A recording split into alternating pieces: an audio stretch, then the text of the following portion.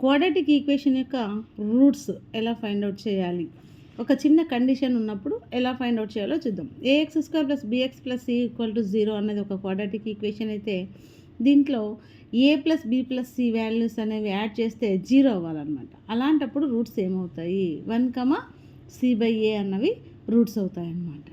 ఒక ఎగ్జాంపుల్ చూద్దాం చూడండి. 7x² - x - 6 = 0.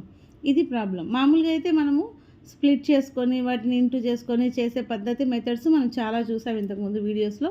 బట్ ఇక్కడ ఏంటంటే ఇది చూడండి, a + b + c చూద్దాం. a వచ్చి 7, b వచ్చి -1, c వచ్చి -6.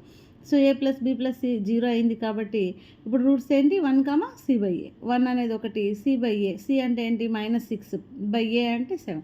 సో 1, -6/7 అనేది రూట్స్ అవుతాయి అన్నమాట. ఇలాంటి మరిన్ని వీడియోస్ కోసం సబ్స్క్రైబ్ చేసుకోండి. Chandrakala maths world. Thank you.